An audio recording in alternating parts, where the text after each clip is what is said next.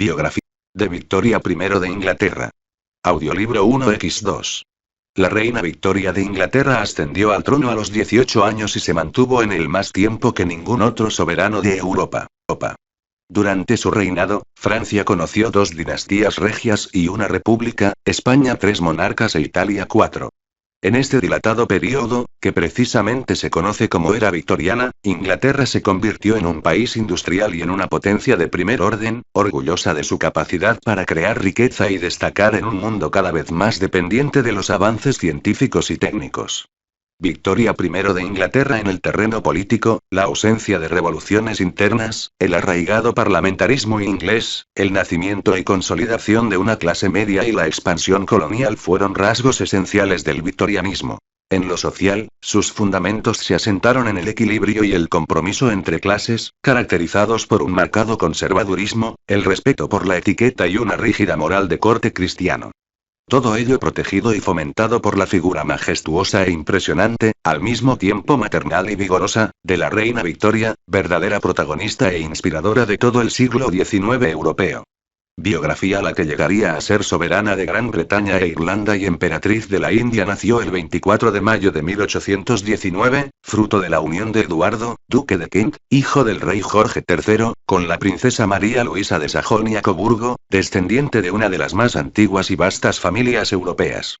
No es de extrañar, por lo tanto, que muchos años después Victoria no encontrase grandes diferencias entre sus relaciones personales con los distintos monarcas y las de Gran Bretaña con las naciones extranjeras, pues desde su nacimiento estuvo emparentada con las casas reales de Alemania, Rumanía, Suecia, Dinamarca, Noruega y Bélgica, lo que la llevó muchas veces a considerar las coronas de Europa como simples fincas de familia y las disputas internacionales como meras desavenencias domésticas.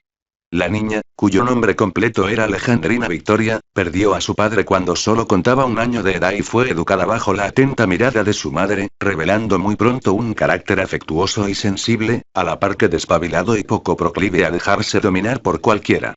El vacío paternal fue ampliamente suplido por el enérgico temperamento de la madre, cuya vigilancia sobre la pequeña era tan tiránica que, al alborear la adolescencia, Victoria todavía no había podido dar un paso en el palacio ni en los contados actos públicos sin la compañía de ayas e institutrices o de su misma progenitora. Pero como más tarde haría patente en sus relaciones con los ministros del reino, Victoria resultaba indomable si primero no se conquistaba su cariño y se ganaba su respeto. Victoria a los 4 años, cuadró de Stephen-Poins-Denning, muerto su abuelo Jorge III el mismo año que su padre, no tardó en ser evidente que Victoria estaba destinada a ocupar el trono de su país, pues ninguno de los restantes hijos varones del rey tenía descendencia. Cuando se informó a la princesa a este respecto, mostrándole un árbol genealógico de los soberanos ingleses que terminaba con su propio nombre, Victoria permaneció callada un buen rato y después exclamó: «Seré una buena reina». Apenas contaba 10 años y ya mostraba una presencia de ánimo y una resolución que serían cualidades destacables a lo largo de toda su vida. Jorge IV y Guillermo IV, tíos de Victoria, ocuparon el trono entre 1820 y 1837. Horas después del fallecimiento de este último, el arzobispo de Canterbury se arrodillaba ante la joven Victoria para comunicarle oficialmente que ya era reina de Inglaterra. Ese día, la muchacha escribió en su diario: «Ya que la providencia ha querido colocarme en este puesto, haré todo lo posible para cumplir mi obligación con mi país. Soy muy joven y quizás en muchas cosas me falte experiencia, aunque no en todas. Pero estoy segura de que no hay demasiadas personas con la buena voluntad y el firme deseo de hacer las cosas bien que yo tengo». La solemne ceremonia de su coronación tuvo lugar en la abadía de Westminster el 28 de junio de 1838. Una reina de 18 años. La tirantez de las relaciones de Victoria con su madre, que aumentaría con su llegada al trono, se puso ya de manifiesto en su primer acto de gobierno, que sorprendió a los encopetados miembros del consejo. Les preguntó si, como reina, podía hacer lo que le viniese en real gana. Por considerarla demasiado joven e inexperta para calibrar los mecanismos constitucionales, le respondieron que sí. Ella, con un delicioso mohín juvenil, ordenó a su madre que la dejase sola 1 hora y se encerró en su habitación. Victoria, recibiendo de Lord Conyngham y del arzobispo de Canterbury la noticia de su ascensión al trono a la salida, volvió a dar otra orden: que desalojaran inmediatamente de su alcoba el lecho de la absorbente duquesa, pues en adelante quería dormir sin compartirlo. Las quejas, las maniobras y hasta la velada ruptura de la madre nada pudieron hacer. Su imperio había terminado y su voluntariosa y autoritaria hija iba a imponer el suyo. Y no solo en la intimidad. También daría un sello inconfundible a toda una época, la que se ha denominado justamente con su nombre. La sangre alemana de la joven reina no provenía únicamente de la línea materna, con su ascendencia más remota en un linaje medieval. Había entrado con la entronización de la misma dinastía, los Hannover, que fueron llamados en 1714 desde el principado homónimo en el norte de Alemania para coronar el edificio constitucional que había erigido en el siglo XVIII la Revolución Inglesa. Sus soberanos dejaron, en general, un recuerdo borrascoso por sus comportamientos públicos y privados y los feroces castigos infligidos a quienes se atrevían a criticarlos, pero presidieron la rápida ascensión de Gran Bretaña hacia la hegemonía europea. Una pálida excepción la procuró Jorge III, de larga y desgraciada vida, su reinado duró casi tanto como el de Victoria, a causa de sus periódicas crisis de locura. Fue, sin embargo, respetado por sus súbditos, en razón de esa desgracia y de sus irreprochables virtudes domésticas. La mayoría de sus 6 hijos no participaron de esta ejemplaridad y el heredero, Jorge IV, dañó especialmente con sus escándalos el prestigio de la monarquía, que solo pudo reparar en parte su sucesor, Guillermo IV. La reina Victoria en 1843, retrato de Franz Xavier Winterhalter, al fallecer el rey Guillermo IV el 20 de junio de 1837 y convertirse en su sucesora al trono, Victoria tenía ante sí una larga tarea. Los celosos cuidados de la madre habían procurado sustraerla por completo a las influencias perniciosas de los tíos y del ambiente disoluto de la corte, regulando su instrucción según austeras pautas, imbuidas de un severo anglicanismo. Su educación intelectual fue algo precaria, pues parecía rebuscado pensar que la muerte de otros herederos directos y la falta de descendencia de Jorge IV y de Guillermo IV le abrirían el paso a la sucesión. Pero ello no impediría que la reina desempeñara un papel fundamental en el resurgimiento de un indiscutible sentimiento monárquico al aproximar la corona al pueblo, borrando el recuerdo de sus antecesores hasta afianzar sólidamente la institución en la psicología colectiva de sus súbditos. No fue tarea fácil. Sus hombres de Estado tuvieron que gastar largas horas en enseñarle a deslindar el ámbito regio en las prácticas constitucionales, y procuraron recortar la influencia de personajes dudosos de la corte, como el barón de Stockmar, médico, o la baronesa de Leithen, una antigua institutriz. Los mayores roces se producirían con sus injerencias en la política exterior, y particularmente en las procelosas cuestiones de Alemania, cuando bajo la égida de Prusia y de Bismarck surgió allí el gran rival de Gran Bretaña, el Imperio Germano. En el momento de la coronación, la escena política inglesa estaba dominada por William Lamb, vizconde de Melbourne, que ocupaba el cargo de primer ministro desde 1835. Lord Melbourne era un hombre rico, brillante y dotado de una inteligencia superior y de un temperamento sensible y afable, cualidades que fascinaron a la nueva reina. Victoria, joven, feliz y despreocupada durante los primeros meses de su reinado, empezó a depender completamente de aquel excelente caballero, en cuyas manos podía dejar los asuntos de Estado con absoluta confianza.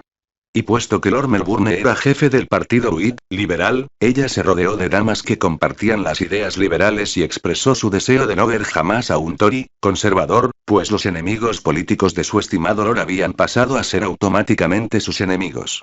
Tal era la situación cuando se produjeron en la Cámara de los Comunes diversas votaciones en las que el gabinete Whig de Lord Melbourne no consiguió alcanzar la mayoría. El primer ministro decidió dimitir y los Tories, encabezados por Robert Peel, se dispusieron a formar gobierno. Fue entonces cuando Victoria, obsesionada con la terrible idea de separarse de Lord Melbourne y verse obligada a sustituirlo por Robert Peel, cuyos modales consideraba detestables, sacó a relucir su genio y su testarudez, disimulados hasta entonces. Su negativa a aceptar el relevo fue tan rotunda que la crisis hubo de resolverse mediante una serie de negociaciones y pactos que restituyeron en su cargo al primer ministro Whig. Lord Melbourne regresó al lado de la reina y con él volvió la felicidad, pero pronto iba a ser desplazado por una nueva influencia. El príncipe Alberto el 10 de febrero de 1840 la reina Victoria contrajo matrimonio. Se trataba de una unión prevista desde muchos años antes y determinada por los intereses políticos de Inglaterra. El príncipe Alberto de Sajonia-Coburgo-Gotha, alemán y primo de Victoria, era uno de los escasísimos hombres jóvenes que la adolescente soberana había tratado en su vida y sin duda el primero con el que se le permitió conversar a solas. Cuando se convirtió en su esposo, ni la predeterminación ni el miedo al cambio que suponía la boda impidieron que naciese en ella un sentimiento de auténtica veneración hacia aquel hombre no solo apuesto, exquisito y atento, sino también dotado de una fina inteligencia política. El príncipe Alberto de Sajonia-Coburgo-Gotha, retrato de Franz Xavier Winterhalter, 1846, Alberto tampoco dejó de tener sus dificultades al principio. Por un lado, tardó en acostumbrarse al puesto que le había trazado de antemano el Parlamento, el de príncipe consorte, un estatus que adquirió a partir de él, en Gran Bretaña y en Europa, sus específicas dimensiones. Por otro lado, tardó aún más en hacerse perdonar una cierta inadaptación a los modos y maneras de la aristocracia inglesa, al soslayar su innata timidez con el clásico recurso del embaramiento oficial y la altivez de trato. Pero con el tacto y perseverancia del príncipe, y la viveza natural y el sentido común de Victoria, la real pareja despejó en una misma voluntad todos los obstáculos y se granjeó un universal respeto con sus iniciativas. Fue el suyo un amor feliz, plácido y hogareño, del que nacieron 4 hijos y 5 hijas. Ellos y sus respectivos descendientes coparon la mayor parte de las cortes reales e imperiales del continente, poniendo una brillante rúbrica a la hegemonía de Gran Bretaña en el orbe, vigente hasta la Primera Guerra Mundial. Llegó el día en que Victoria fue designada la abuela de Europa. Alberto fue para Victoria un marido perfecto y sustituyó a Lord Melbourne en el papel de consejero, protector y factotum en el ámbito de la política. Y ejerció su misión con tanto acierto que la soberana, aún inexperta y necesitada de ese apoyo, no experimentó pánico alguno cuando en 1841 el antaño aborrecido Peel reemplazó por fin a Melbourne al frente del gabinete. A partir de ese momento, Victoria descubrió que los políticos tories no solo no eran monstruos terribles, sino que, por su conservadurismo, se hallaban mucho más cerca que los Whigs de su talante y sus creencias. En adelante, tanto ella como su marido mostraron una acusada predilección por los conservadores, siendo frecuentes sus polémicas con los gabinetes liberales encabezados por Lord Russell y Lord Palmerston. La reina Victoria y el príncipe en el castillo de Windsor, la habilidad política del príncipe Alberto y el escrupuloso respeto observado por la reina hacia los mecanismos parlamentarios, contrariando en muchas ocasiones sus propias preferencias, contribuyeron en gran medida a restaurar el prestigio de la corona, gravemente menoscabado desde los últimos años de Jorge III a causa de la manifiesta incompetencia de los soberanos. Con el nacimiento, en noviembre de 1841, del príncipe de Gales, que sucedería a Victoria más de medio siglo después con el nombre de Eduardo VII, la cuestión sucesoria quedó resuelta. Puede afirmarse, por lo tanto, que en 1851, cuando la reina inauguró en Londres la primera gran exposición internacional, la gloria y el poder de Inglaterra se encontraban en su momento culminante. Es de señalar que Alberto era el organizador del evento. No hay duda de que había pasado a ser el verdadero rey en la sombra. El esplendor de la viudez a lo largo de los años siguientes, Alberto continuó ocupándose incansablemente de los difíciles asuntos de gobierno y de las altas cuestiones de Estado. Pero su energía y su salud comenzaron a resentirse a partir de 1856, un año antes de que la reina le otorgase el título de príncipe consorte con objeto de que a su marido le fueran reconocidos plenamente sus derechos como ciudadano inglés, pues no hay que olvidar su origen extranjero. Fue en 1861 cuando Victoria atravesó el más trágico período de su vida. En marzo fallecía su madre, la duquesa de Kent, y el 14 de diciembre expiraba su amado esposo, el hombre que había sido su guía y soportado con ella el peso de la corona.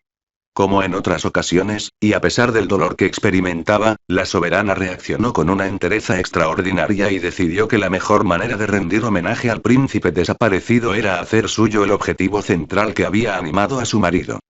Trabajar sin descanso al servicio del país.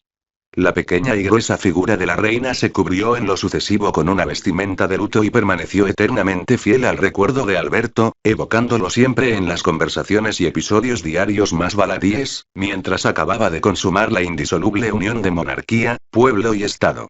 La familia real británica en 1880. Desde ese instante hasta su muerte, Victoria nunca dejó de dar muestras de su férrea voluntad y de su enorme capacidad para dirigir con aparente facilidad los destinos de Inglaterra.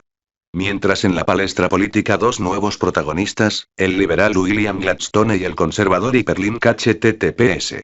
www.biografiasyvidas.com/biografía/de/Disraeli.htm Benjamin Disraeli, daban comienzo a un nuevo acto en la historia del parlamentarismo inglés. La reina alcanzaba desde su privilegiada posición una notoria celebridad internacional y un ascendiente sobre su pueblo del que no había gozado ninguno de sus predecesores. En un supremo éxito, logró también que una aristocracia proverbialmente licenciosa se fuera impregnando de los valores morales de la burguesía, a medida que ésta llevaba a su apogeo la revolución industrial y cercenaba las competencias del último reducto nobiliario, la Cámara de los Lores. Ella misma extremó las pautas más rígidas de esa moral y le imprimió ese sello personal algo pacato y estrecho de miras, que no en balde se ha denominado victoriano. El único paréntesis en este estado de viudez permanente lo trajeron los gobiernos de Disraeli, el político que mejor supo penetrar en el carácter de la reina, alegrarla y halagarla, y desviarla definitivamente de su antigua predilección por los Whigs. También la convirtió en símbolo de la unidad imperial al coronarla en 1877 emperatriz de la India, después de dominar allí la gran rebelión nacional y religiosa de los cipayos. La hábil política de Disraeli puso asimismo el broche a la formidable expansión colonial. El imperio inglés llegó a comprender hasta el 24% de todas las tierras emergidas y 450 millones de habitantes, regido por los 37 millones de la metrópoli, con la adquisición y control del Canal de Suez. Londres pasó a ser así, durante mucho tiempo, el primer centro financiero y de intercambio mundial. Un sinfín de guerras coloniales llevó la presencia británica hasta los últimos confines de Asia, África y Oceanía. La reina Victoria en 1897, durante las ceremonias que conmemoraron el 60º aniversario de su coronación durante las últimas 3 décadas de su reinado, Victoria llegó a ser un mito viviente y la referencia obligada de toda actividad política en la escena mundial. Su imagen pequeña y robusta, dotada a pesar de todo de una majestad extraordinaria, fue objeto de reverencia dentro y fuera de Gran Bretaña. Su apabullante sentido común, la tranquila seguridad con que acompañaba todas sus decisiones y su íntima identificación con los deseos y preocupaciones de la clase media consiguieron que la sombra protectora de la llamada viuda de Windsor se proyectase sobre toda una época e impregnase de victorianismo la segunda mitad del siglo. Su vida se extinguió lentamente, con la misma cadencia reposada con que transcurrieron los años de su viudez. Cuando se hizo pública su muerte, acaecida el 22 de enero de 1901, pareció como si estuviera a punto de producirse un espantoso cataclismo de la naturaleza. La inmensa mayoría de sus súbditos no recordaba un día en que Victoria no hubiese sido su reina. 1819 nace en el Palacio de Kensington, en Londres, el 24 de mayo. 1920 fallece su padre. 1837 muere el rey Guillermo IV. 1838 es coronada reina en la abadía de Westminster el 28 de junio. 1838-41 apoya al primer ministro Lord Melbourne y muestra su inclinación por los liberales. 1840 contrae matrimonio con su primo Alberto de Sajonia-Coburgo-Gotha, con el que tendría 4 hijos y 5 hijas. 1841 nace su hijo Eduardo, que la sucedería en el trono como Eduardo VII. Bajo la influencia de su marido, se inclina por los conservadores, pero manteniendo la debida neutralidad. 1850 se consolida el bipartidismo parlamentario, con alternancia pacífica entre conservadores, tories, y liberales, whigs. 1851 inaugura en Londres la primera gran exposición internacional. 1856 Alberto es nombrado príncipe consorte.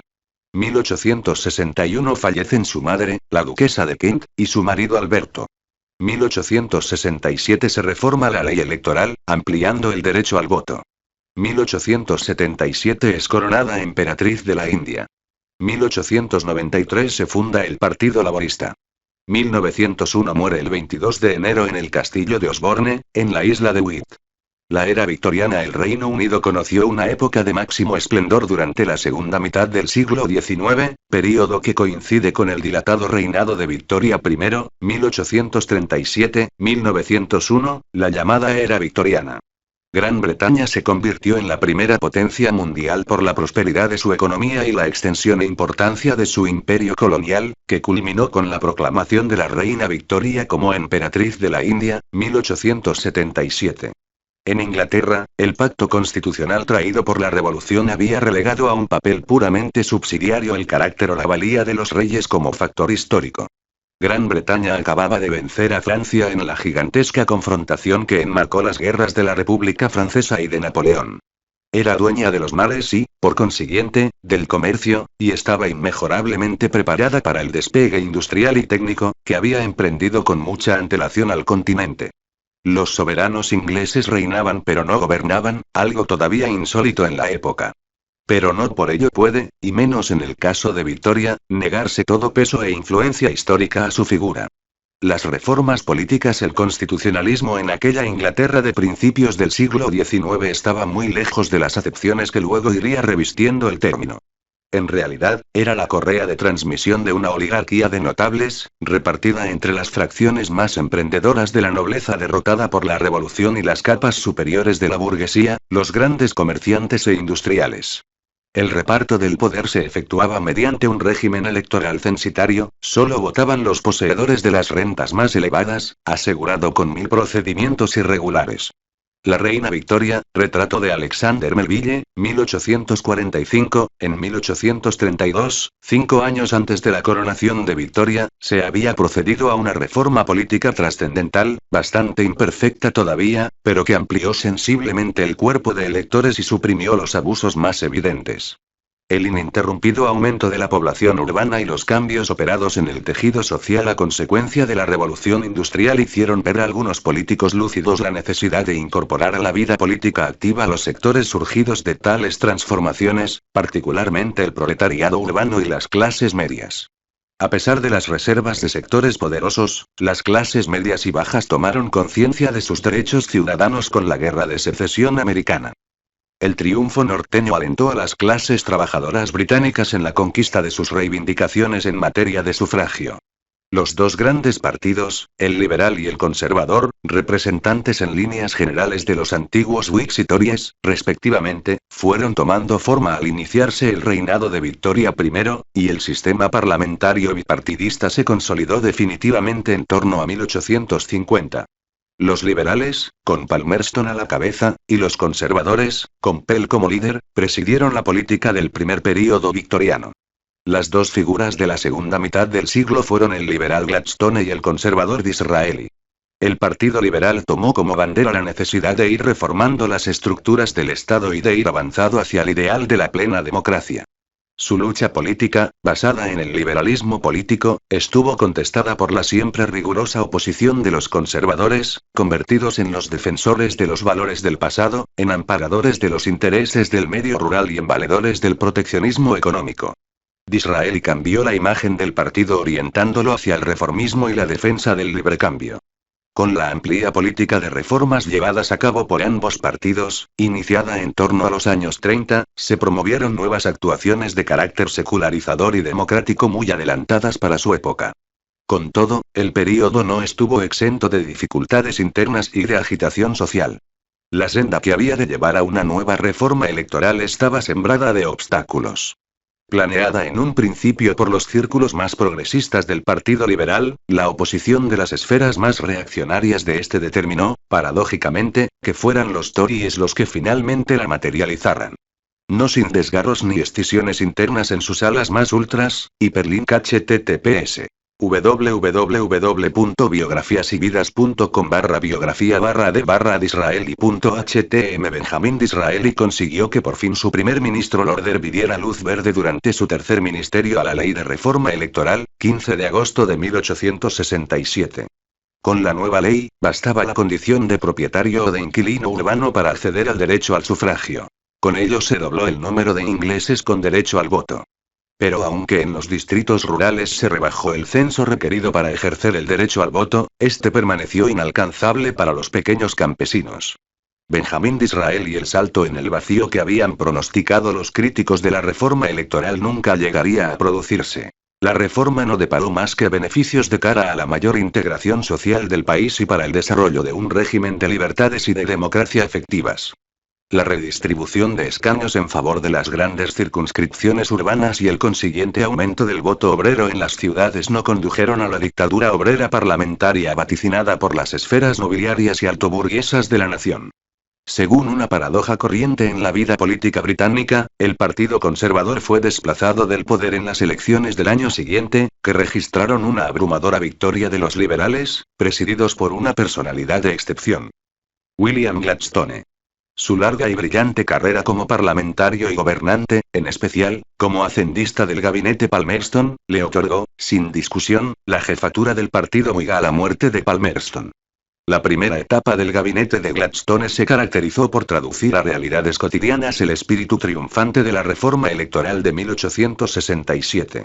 No obstante sus firmes convicciones religiosas, y pese a las recomendaciones de la reina Victoria, el líder liberal efectuó la separación de la Iglesia y el Estado en la Irlanda protestante y obtuvo igualmente del Parlamento una ley agraria para todo el territorio de esta isla, con el propósito de proteger a los colonos contra los desahucios abusivos. La pacificación de Irlanda avanzó con esas medidas, aunque el verdadero significado de la actuación del ministerio descansó en que, por fin, todos los sectores interesados en resolver la cuestión irlandesa comprendieron que en Gladstone existía la decidida voluntad de entregarse a la tarea pacificadora con toda energía.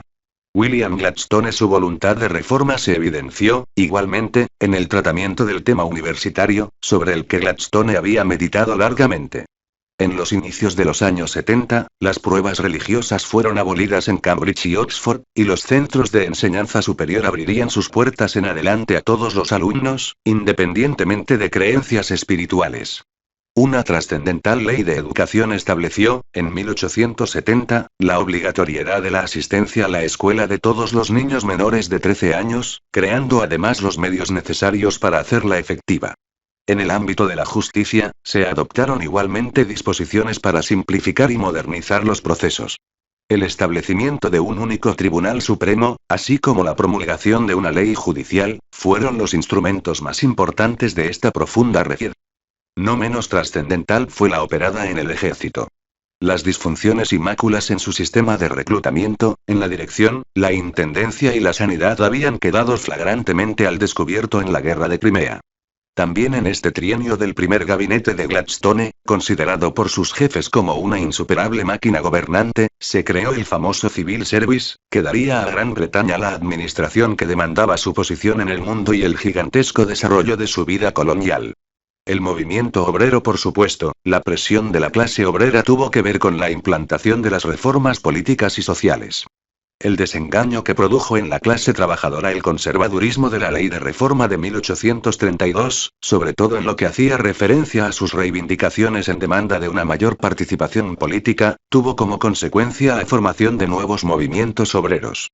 En 1836 dos dirigentes moderados, Lobet y Etherington, fundaron la Asociación Londinense de Trabajadores. Constituida por artesanos cualificados, obtuvieron un gran éxito de afiliación. En 1838 dirigieron al Parlamento, con la colaboración del también sindicalista Francis Place, la famosa Carta del Pueblo, en la que se reivindicaban, entre otros derechos, el sufragio universal masculino. Sobre su contenido coincidirían otros movimientos radicales y obreros, pero los cartistas, como se les denominó, fueron conquistando mayores parcelas de protagonismo gracias al respaldo de la masa obrera, y radicalizaron sus protestas en contra de los abusos empresariales y del paro originado por el maquinismo. Poco a poco la represión policial y los despidos y represalias de los empresarios hicieron mella en buena parte de la clase obrera. El movimiento cartista empezó a perder apoyos, sobre todo cuando empezaron las divisiones internas entre sus dirigentes. Superados los momentos críticos de los años centrales del siglo, y ante la prosperidad económica de las siguientes décadas, representantes sindicales y líderes obreros comprendieron la inutilidad de mantener continuadas reivindicaciones políticas. Así, fueron orientando sus actividades a potenciar las asociaciones de ayuda mutua o trade unions. Sus intereses serían asumidos y defendidos en el Parlamento por el Partido Liberal, pero las trade unions nunca olvidaron ejercer presión sobre la patronal. En 1875 consiguieron que se aprobara el derecho de huelga y la implantación de un sistema de sanidad pública. Estas asociaciones empezaron a cobrar nuevas dimensiones políticas y sociales con la primera reunión internacional de trabajadores que se celebró en Londres en 1864. Allí se elaboró por primera vez un programa conjunto de actuación basado en principios socialistas, los mismos que propugnaban pensadores como Marx y Engels. La política exterior y el imperio colonial. La Gran Bretaña de mediados de siglo continuó el sendero trazado en política exterior por el vizconde de Palmerston, cerebro y ejecutor de toda ella desde los inicios de la década de los 30. Cuando la revolución de 1848 puso de manifiesto el poder y el ascendiente rusos, Gran Bretaña procuró debilitarlos para impedir, sobre todo, que el imperio de los zares se interpusiera en el camino de la India y llegara a convertirse en un serio rival en la zona. Audiolibro generado por Leer con los oídos.